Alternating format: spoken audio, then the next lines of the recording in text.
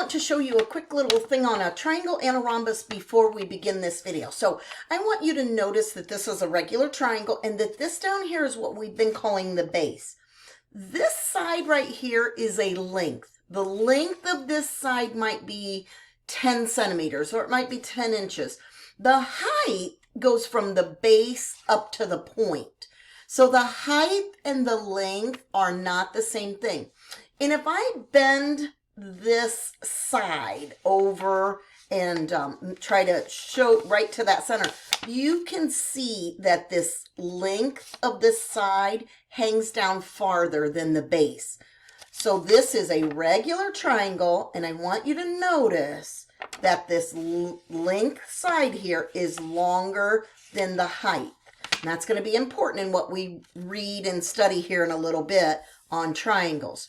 Then I have one other thing I want us to look at, and this is a rhombus.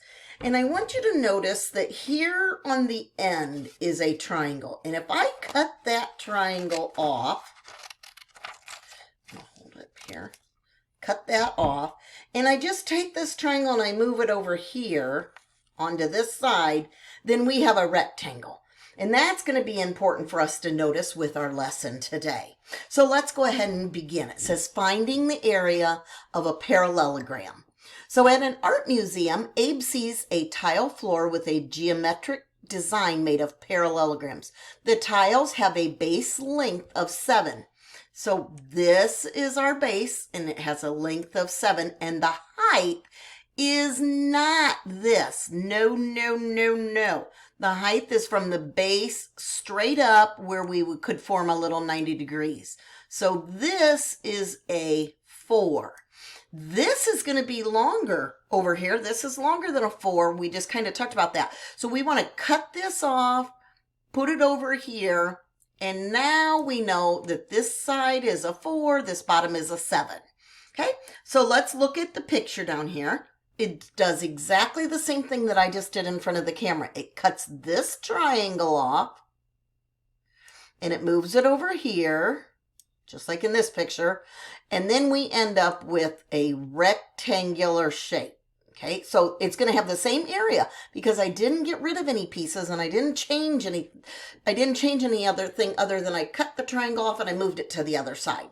So when it says the base and height, remember this is the height, not one of those angles. And that's important for us to remember, put in our brain. Okay, so then it says model it down here. And this is the section where we're, again, just looking at what they did. They cut the triangle off the end. They cut this triangle off right here. And they put it on the end, so now we have a rectangle and it's 7 by 4.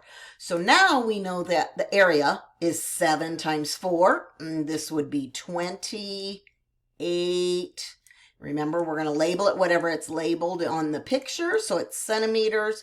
And then because we could draw all those little squares in it for square, we have to give it the 2 for the square. Okay, let's look at the next page. This is a lot of writing today.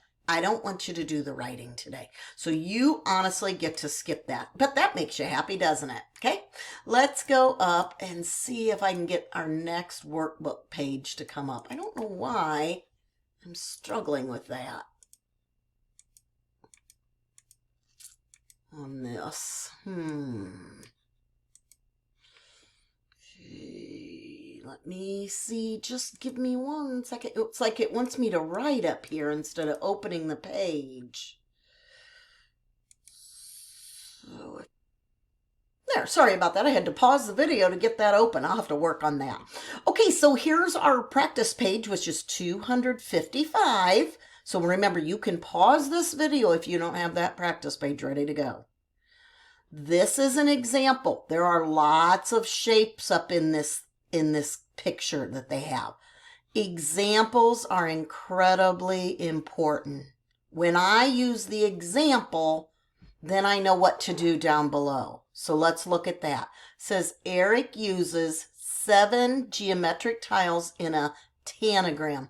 Tanagram is one of those games where you put all the shapes together to try and make a square like this. What is the area of the parallelogram tile shown? That is this. That is a parallelogram tile. The formula for area, or A, of a parallelogram with a base and a height is area equals base times height. That's what we call our formula. So they already have all of this labeled for you. We just talked about this is your base and it's an 8, and our height is right here. This is not our height. And eventually you're going to see numbers here. So if our height, this might be 5 over here. You have to remember we're not going to multiply 8 times 5. We're going to do it height, not length of our sides, but the height. So this would be, 8 times 3, which they show right here, and 8 times 3 is 24. So it says, number 1, in the example, what units are the base and height? So those units means the numbers. What are we going to multiply? So you need to fill that in. You do not have to do number 2. Number 3 gives you a new scenario. It says, what is the area of a parallelogram with a base of 14 and a height of 6 and 5/10? I expect to see you draw that over here. Okay, you're going to draw a parallelogram and you're going to label all the things that you need to label and then actually do the area of this parallelogram. The next page shows you a parallelogram that has had the corner cut off and added to the rectangle, and it wants you to find what is the height of the parallelogram and then find the area. Okay. Now this last one is much of a challenge, but it really isn't. If you notice this shape right here, that's a parallelogram. That's a parallelogram. That's a parallelogram. That's a parallelogram. That's a parallelogram. That's a parallelogram. That's a parallelogram. And that's a parallelogram. So this star shape is actually made out of 1, 2, 3, 4, 5, 6, 7, 8 parallelograms. So we just learned how to find the area of one parallelogram.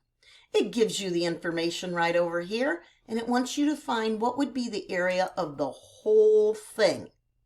And I want to see that answer right down here. Have a marvelous day.